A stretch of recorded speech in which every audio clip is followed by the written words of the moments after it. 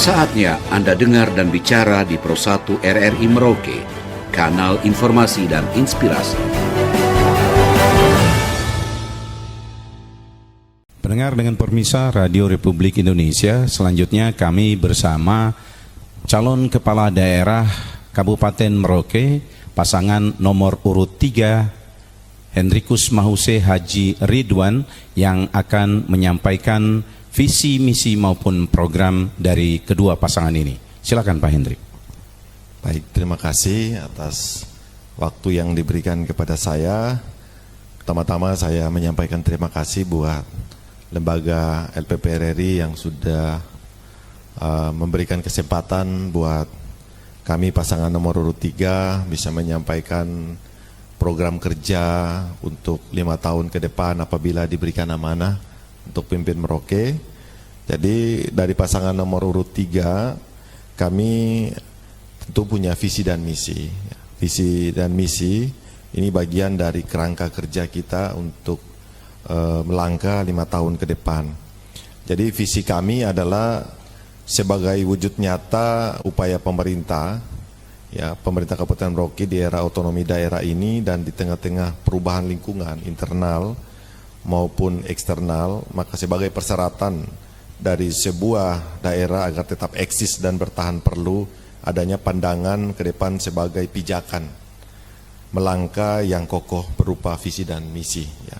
Sehingga visi kami adalah Merauke maju dan sejahtera berbasis potensi lokal. Kenapa kami harus berbasis potensi lokal? Yang kita lihat di sini karena potensi Kabupaten Merauke ini luar biasa. Sehingga kita mau menggali dulu potensi-potensi kita yang ada ini supaya bagaimana kita bisa membangun daerah ini dengan menggunakan sumber daya alam kita yang luar biasa ini. Nah, ini yang kita mengangkat dengan visi misi kita.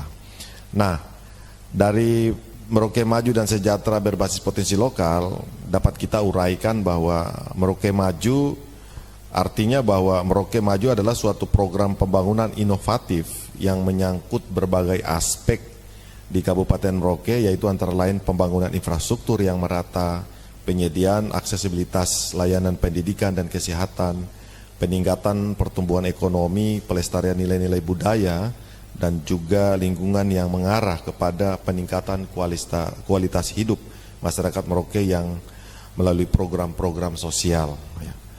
Yang berikut, Merauke Sejahtera. Merauke Sejahtera adalah kondisi di mana terpenuhinya kebutuhan dasar masyarakat Merauke dengan ditandainya dengan peningkatan taraf hidup, pada peningkatan kualitas hidup, ya, masyarakat melalui berbagai inisiatif dan kebijakan dengan melibatkan masyarakat dan perencanaan serta pelaksanaannya. Sedangkan potensi lokal kita tahu sendiri adalah berbagai sumber daya, kemampuan dan kekuatan yang dimiliki oleh Kabupaten Merauke yang dapat dimanfaatkan untuk meningkatkan kesejahteraan masyarakat yang ada di Kabupaten Merauke. Itu bagian dari visi. Sedangkan misi kami ada 8, dan dari 8 misi ini kita coba jabarkan menjadi 15 program prioritas pembangunan yang akan kita lakukan untuk 5 tahun ke depan, atau kita singkat biasanya dengan Jamusra. Jamusra ini singkatannya Jalan Menuju Merauke Maju dan Sejahtera. Di dalamnya ada 15 program prioritas kegiatan pembangunan yang akan kita lakukan untuk 5 tahun ke depan. Sedangkan ada 6 prioritas unggulan kita yang akan kita lakukan ke depan juga untuk bagaimana kita melakukan percepatan pembangunan. Nah, saya coba sedikit membacakan misi kita, yaitu pertama berkaitan dengan pembangunan sumber daya manusia. Yang kedua, pembangunan ekonomi berkelanjutan dan kewirausahaan. Nah, pembangunan ekonomi berkelanjutan ini kita lebih menitik beratkan dalam rangka meningkatkan iklim investasi, ya, investasi, industri dan juga pembangunan ekonomi kerakyatan yang berdaya saing, berkelanjutan atau green economy and blue economy, serta berkeadilan. Yang ketiga adalah hilirisasi produk unggulan daerah. Kita menitik beratkan dalam rangka penyediaan infrastruktur dan pengembangan jaringan promosi dan juga distribusi hasil produk unggulan daerah untuk mendorong laju percepatan pembangunan, promosi, serta pemasaran hasil produk unggulan daerah. Yang keempat adalah transformasi pembangunan. Kita titik beratkan pada percepatan pembangunan yang dilakukan mulai dari kampung ke kota dengan tujuan mendorong pemerataan pembangunan dan perbaikan kualitas hidup masyarakat untuk mengurangi ketimpangan sosial dalam rangka pengentasan kemiskinan di Kabupaten Merauke. Yang kelima, reformasi birokrasi. Reformasi birokrasi ini kita menitik beratkan bagaimana kita meningkatkan efisiensi, efektivitas, transparansi, dan akuntabilitas penyelenggaraan dan tata kelola pemerintahan. Yang keenam, pelestarian nilai-nilai budaya lokal. Kita titik beratkan bagaimana kita melestarikan nilai-nilai seni dan budaya serta melakukan penataan kelembagaan adat. Dan yang ketujuh atau yang terakhir, keamanan dan ketertiban masyarakat. Kita menitipkan bagaimana penyelenggaraan Kamtipmas dengan kerjasama antara pemerintah daerah dan aparat keamanan, lintas agama, etnis, serta masyarakat menyeluruh dan terpadu. Saya kira itu gambaran dari visi dan misi pasangan nomor urut 3, Mas. Baik, Pak Hendri, kita tahu bahwa potensi sumber daya alam Kabupaten Merauke yang begitu besar di bidang pertanian dan juga tentu di perikanan, perkebunan, bahkan juga pariwisata, ini jika dikelola dengan baik dapat meningkatkan kesejahteraan masyarakat. Jika Anda dan pasangan terpilih, apa program Anda terhadap sumber daya alam kita sehingga bisa meningkatkan kesejahteraan masyarakat Kabupaten Merauke? Ya, kita lihat sendiri bahwa Merauke tadi kenapa visi kita adalah Merauke maju dan sejahtera berbasis potensi lokal, bahwa sumber daya alam kita ini luar biasa Kabupaten Merauke. Tapi hari ini kita belum menemukan cara bagaimana kita mengelola sumber daya ini untuk dimanfaatkan kepentingan masyarakat dan pembangunan yang ada di Kabupaten Merauke.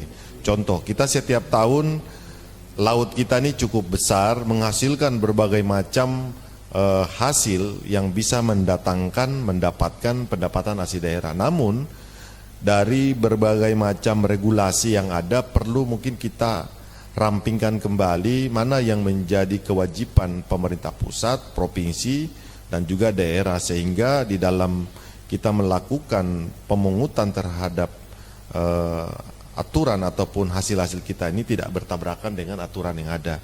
Dan juga terkait dengan pariwisata di Merauke luar biasa, tetapi bagaimana kita mau supaya masyarakat itu bisa mengelola pariwisata dengan baik, ya ke depan pemerintah juga punya tanggung jawab bagaimana menyiapkan sarana prasarana, sehingga dari semua yang tadi disampaikan ini kalau kita kemas dengan baik, Merauke ini luar biasa untuk pengembangan dari sektor perikanannya, dari sektor pertaniannya, perkebunannya, pariwisatanya. Dan ini perlu didukung oleh sumber daya keuangan atau anggaran yang baik, sehingga kita fokus. Ketika kita pemerintah daerah bisa fokus untuk mengembangkan semua ini dan kita bisa manfaatkan dengan baik, yakin dan percaya ini bisa kita lakukan demi kepentingan masyarakat yang ada di Kabupaten Merauke. Baik. Pembangunan beberapa sektor di Kabupaten Merauke masih belum ditangani dengan baik.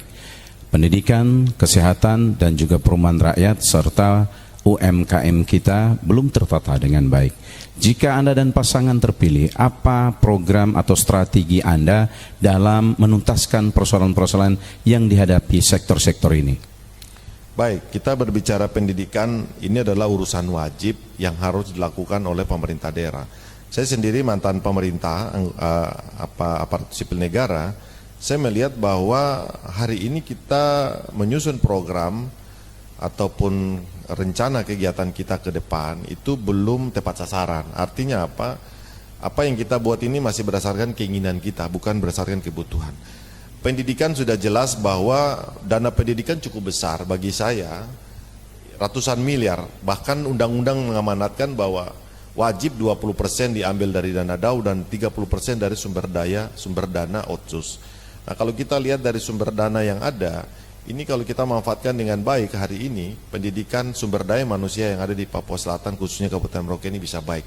Bagaimana kita menyiapkan sarana dan prasarana. Hari ini ada prasarananya, tapi sumber daya manusianya kurang. Nah, bagaimana ke depan kita lengkapi? Yang berikut, ada sumber dayanya tapi sarana prasarananya tidak ada. Dan bagaimana ke depan kita mau supaya anak-anak kita ini bisa bersekolah dengan baik, kita siapkan. Ada beasiswa, ada bantuan studi. Supaya apa? Ketika mereka selesai, mereka bisa kita gunakan atau kita bisa manfaatkan anak-anak kita ini bisa melanjutkan pendidikan lebih tinggi. Karena walaupun hari ini kita lihat bahwa kita masih memprioritaskan membangun itu adalah infrastruktur. Kita masih kurang bergerak di bidang sumber peningkatan pengembangan sumber daya manusia. Nah, pasangan nomor urut 3 kita berkomitmen bahwa minimal besok kita mau menjadikan anak-anak setiap kampung minimal ada 2 orang yang kita dukung dari tingkat SD sampai perguruan tinggi dan mereka bisa kembali untuk bisa bekerja di daerahnya sendiri. Nah, kita lihat juga dengan kesehatan. Hari ini juga ya kesehatan beransur-ansur mulai baik, tetapi ke depan kita harus bisa melakukan lagi perbaikan pembenahan. Mulai dari rumah sakit, puskesmas, pustu ya. Ini bisa kita lengkapi supaya apa pelayanan publik itu bisa tercapai dan masyarakat bisa terlayani dengan baik. Ada sarana-sarana kita juga yang hari ini perlu pembenahan ke depan, perlu kita lengkapi sarana kesehatan, obat-obatan yang hari ini kita lihat di masyarakat masih mengalami kekurangan dan lain-lain. Komitmen kita ke depan kita benahi, kita lengkapi dan bisa melakukan pelayanan dengan baik. Nah, di pendidikan sendiri kita ada program yaitu program sekolah gratis yang dimana pemerintah melihat, saya dan Bapak Jeritan melihat bahwa pendidikan di dalam undang-undang jelas, pasal 31 ayat 2 itu berkaitan dengan pendidikan sistem nasional.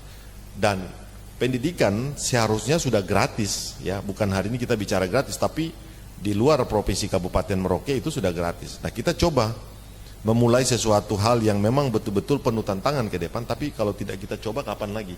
Sehingga kita coba mau menggratiskan juga dari SD sampai dengan SMA SMK. Itu program kita adalah kita mau bebaskan semua SPP, jadi tidak perlu bayar, termasuk dengan nanti bantuan-bantuan baju seragam, topi sekolah ini kita gratiskan supaya masyarakat bisa ke depan. Termasuk juga dengan kesehatan, kita ada program berobat gratis berbasis NIK. Kenapa berbasis NIK? Kita wajibkan semua masyarakat Merauke harus punya yang namanya KTP, karena dengan KTP masyarakat Merauke sudah punya BPJS. Seperti itu, sehingga masyarakat Merauke datang berobat tanpa berpikir tentang BPJS atau tentang uang, tapi bagaimana mereka bisa punya daya tarik dulu untuk berobat. Dan prinsip kita harus masyarakat Merauke hidup sehat dan bisa melaksanakan tugas, termasuk dengan perumahan rakyat. Kita punya program ke depan bahwa perumahan rakyat harus kita bangun sesuai dengan kebutuhan yang ada di lapangan. Nah, program kita ke depan ada 1 kampung 4 miliar, tapi tidak berulang. Nah, fokus kita di 4 miliar adalah pembangunan rumah rakyat dan juga jalan lingkungan. 4 miliarnya, 1 miliarnya kita titipkan untuk bagaimana peningkatan pemberdayaan ekonomi orang asli Papua di sana. Dalam hal ini adalah kita memberikan dukungan modal kepada kelompok-kelompok usaha, dalam hal ini adalah UMKM yang kita kembangkan ke depan seperti itu, Mas. 2 sektor yang masih menimbulkan kesenjangan yang begitu lebar adalah di dunia pendidikan dan kesehatan. Kita tahu bahwa sarana pendidikan, gedung-gedung sekolah dan juga fasilitas kesehatan yang masih terbatas, dan yang lebih utama bahwa ketersediaan sumber daya manusia, ketersediaan guru dan tenaga kesehatan juga masih belum mencukupi bisa mengcover seluruhnya hingga ke kampung-kampung. Jika Anda dan pasangan terpilih, apa program Anda untuk mengatasi persoalan ini? Ya, kalau kita berbicara pendidikan kesehatan wajib harus kita lakukan untuk memenuhi kebutuhan dasar daripada manusia atau masyarakat. Yang kita lakukan ke depan terkait dengan pendidikan adalah kita coba-coba membuat satu grand design pendidikan ini, kita mau bawa dia ke arah mana. Mulai dari bagaimana kita merekrut sumber daya manusia, dalam hal ini adalah guru, dan bagaimana kita melihat bahwa di Kabupaten Merauke di 179 kampung ini sarana dan prasarana mana yang sudah terpenuhi. Jangan sampai kita membangun sarana prasarana tapi tidak sesuai dengan kebutuhan sumber daya manusia yang ada. Nah, oleh sebab itu dengan penganggaran yang cukup besar ini kita coba membedah kembali atau melihat kembali pendidikan ini yang kita benahi dari mana. Apakah mulai dari sumber daya manusianya atau dari sarana dan prasarananya. Nah, kita mau ke depan sarana dan prasarana yang kita bangun itu juga harus berdasarkan kebutuhan. Contoh hari ini, ada sekolah tapi yang mengajar di situ adalah guru-guru yang hanya honorer. Mengajar dari kelas 1 sampai kelas 6 pulang pergi. Nah, ini yang bagaimana kita mau menciptakan sumber daya manusia yang berkualitas, punya kompetensi yang baik. Nah, ke depan dengan sumber dana yang cukup baik. Ada dana DAU, ada dana Otsus, di mana dana Otsus kita siapkan untuk putra-putri kita orang asli Papua, kita siapkan mereka untuk bisa melanjutkan pendidikan, dan juga ketika mereka melanjutkan pendidikan mereka kembali bisa bekerja. Kita menyiapkan lapangan pekerjaan. Termasuk dengan kesehatan. Dalam hal ini kesehatan kita benahi tadi saya bilang supaya bisa terjadi pelayanan yang baik. Mulai dari rumah sakit, bagaimana pelayanan di rumah sakit. Kita datang berobat, waktu tidak terlalu lama, bukan dari jam 7 sampai jam 4 sore, tapi minimal dari 1 jam saja masyarakat pasien itu sudah bisa meninggalkan rumah sakit, termasuk pelayanan-pelayanan yang ada di tingkat puskesmas maupun pustu. Di puskesmas ke depan kita harus siapkan ada 2 dokter. Untuk apa? Untuk bisa melayani yang jangkauan kampungnya, distriknya itu cukup besar. Pustu minimal ada 2 bidan atau 2 perawat. Ini harus kita siapkan. Dan juga kita lengkapi dengan obat-obatan yang ada, sarana dan prasarana, terutama alat-alat kesehatan yang ada, supaya apa? Pertolongan pertama dari tingkat pustu bisa sampai ke puskesmas, dan juga dari puskesmas ke tingkat rumah sakit. Ini yang perlu kita benahi. Termasuk dengan sarana dan prasarana yang harus kita benahi ke depan adalah rumah bidan, rumah petugas kesehatan, rumah guru. Ini kita harus siapkan supaya apa? Mereka bisa betah tinggal melayani dan mendidik anak-anak kita. Seperti itu. Apa program Anda terhadap potensi kepemudaan dan olahraga di Kabupaten Merauke? Ya, kita lihat hari ini potensi kita dalam hal olahraga cukup tinggi, tetapi hari ini pemerintah belum bisa menyiapkan sarana dan prasarana untuk bagaimana anak muda itu ke depan bisa mengapresiasikan mereka punya bakat-bakat. Kami punya program adalah menghidupkan kembali Porseni dari tingkat SD, supaya apa? Kita sudah bisa lihat seni bakat dan olahraga yang punya anak-anak ini kita mulai genjot dari tingkat bawah, sehingga ke depan begitu mereka ini kita sudah tahu, oh ini anak-anak ini punya bakat olahraga, lempar lembing, tolak peluru, main bola kaki, bola voli, kita sudah bisa menilai dari tingkat itu. Sehingga ketika kita sudah punya persiapan bibit-bibit unggul atlet-atlet kita, terutama anak-anak kita di Papua Selatan, Kabupaten Merauke, kita lengkapi dengan sarana prasarana yang ada. Supaya apa? Jangan sampai ketika ada kegiatan-kegiatan event baru kita cari atletnya. Tapi paling tidak kita persiapkan atlet ini terlebih dahulu ketika ada event-event yang terkait dengan kedaerahan tingkat nasional, tingkat provinsi, ini kita sudah siapkan dari sini. Nah, ini yang belum bisa dilakukan hari ini. Sehingga lewat wadah KONI yang ada nanti ke depan, kita mau mempersiapkan semua cabur-cabur yang ada di sini supaya apa? Mereka mempersiapkan sedini mungkin atlet-atlet kita supaya apa? Supaya ke depan persiapan kita lebih matang terkait dengan olahraga yang ada. Dan satu program kita adalah kita mau hidupkan kembali Karang Taruna di setiap kampung, Pak. Jadi Karang Taruna setiap kampung kita akan membantu mereka dengan dana hibah setiap tahun 15 sampai 20 juta. Untuk apa? Untuk bagaimana mereka juga mengembangkan potensi yang ada di setiap kampung. Kalau kampungnya bisa berkembang, dia bisa menuju ke tingkat distrik. Supaya apa? Ini berjenjang, kita bisa melihat bibit-bibit atlet-atlet olahraga kita yang cukup baik, itu bisa kita ambil untuk dijadikan ke level yang lebih tinggi lagi, seperti itu. Jika rakyat mengamanatkan kepada Anda berdua menjadi pemimpin Kabupaten Merauke, apa program Anda yang berpihak kepada orang asli Papua?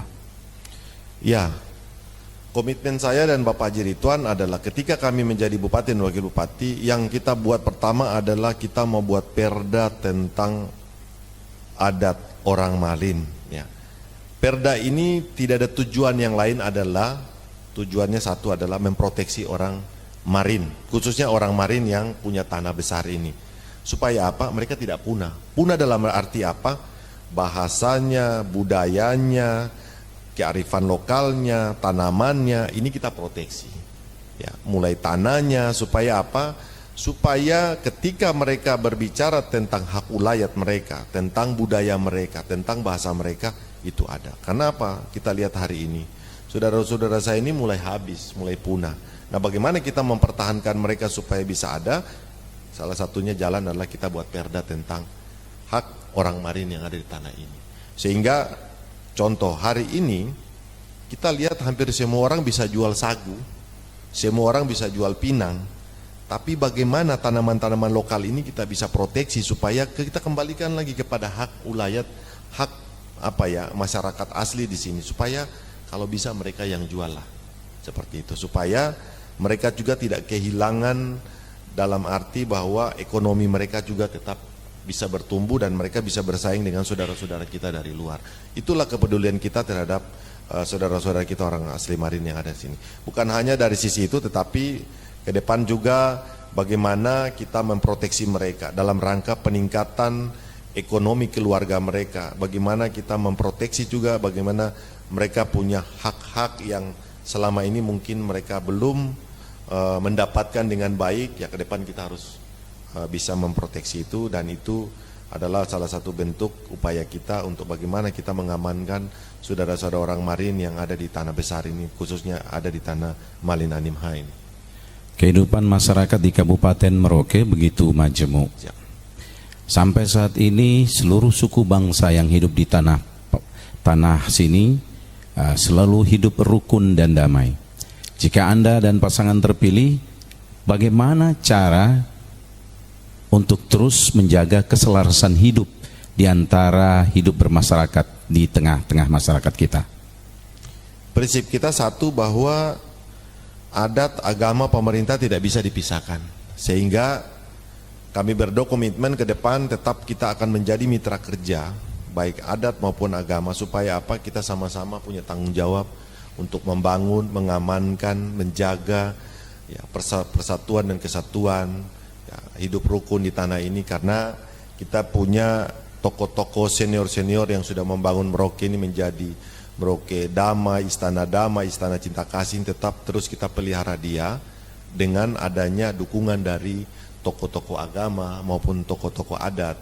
Karena tokoh adat, tokoh agama ini juga merupakan bagian dari pemangku kepentingan di dalam rangka membangun Merauke ini ke depan harus lebih baik. Karena inilah 3 pilar ini yang tidak bisa kita jalan sendiri-sendiri. Minimal maksimal kita harus jalan sama-sama sebagai mitra pembangunan, karena tugas kita adalah melayani, membangun, dan juga menjaga persatuan dan kesatuan di Merauke dengan tagline kita adalah Isakot BK, Isakot Gai, satu hati, satu tujuan. Bung Hendrik, apa program Anda terhadap kaum marginal, kaum disabilitas, dan juga perempuan? Ya, kalau kita bilang hari ini terkait dengan kaum perempuan, memang kita bicara tentang gender ya, dan juga disabilitas. Saya kira secara undang-undang aturan kita harus juga menyamakan mereka sama dengan kita yang hidup normal, sehingga ke depan kami berdua tetap akan menyiapkan ruang-ruang dan juga aturan yang juga akan berpihak kepada kaum disabilitas maupun perempuan, di mana perempuan juga kita mendorong supaya bisa mendapatkan perlakuan yang sama, juga bisa mendapatkan kedudukan yang sama. Karena di kesetaraan gender perempuan dan laki-laki itu sama di dalam tugas dan tanggung jawab ya, seperti itu. Terus disabilitas kita juga membuka ruang supaya mereka juga bisa bisa bekerja, bisa melakukan hal-hal sama dengan kita manusia yang normal. Tentunya ada aturan ataupun ada batasan-batasan ataupun ada kesempatan yang bisa kita berikan kepada mereka supaya mereka juga tidak merasa bahwa mereka itu terpinggirkan dan juga merasa dibuangkan atau diasingkan, tetapi kita harus memberikan kesempatan kepada saudara-saudara kita juga yang disabilitas, dan pemerintah menjamin itu ke depan mereka kita akan berikan ruang yang sama untuk bisa beradaptasi atau melaksanakan. Terkait hari Rabu 27 November 2024, apa yang ingin Anda sampaikan kepada masyarakat Kabupaten Merauke? Silakan. Ya, yang saya ingin sampaikan bahwa masyarakat Kabupaten Merauke yang ada di 179 kampung, 22 distrik dan 11 kelurahan, mari kita pastikan yang pertama adalah kita melihat apakah kita terdaftar di dalam DPT kita, atau tidak, dan mari kita sama-sama melaksanakan kegiatan nasional kita yang selama 5 tahun berlangsung. Kita datang ke TPS, kita pastikan kita memilih pemimpin sesuai dengan hati nurani kita, dan jangan lupa gunakan hak politik karena satu suara menentukan nasib pembangunan 5 tahun ke depan.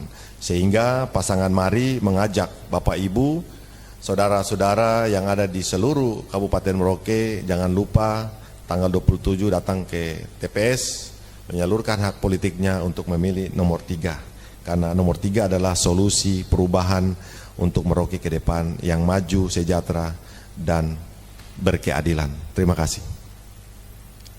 Pendengar dan pemirsa Radio Republik Indonesia, demikian penyampaian visi, misi, dan program dari pasangan nomor urut 3, Hendrikus Mause Haji Ridwan. Terima kasih.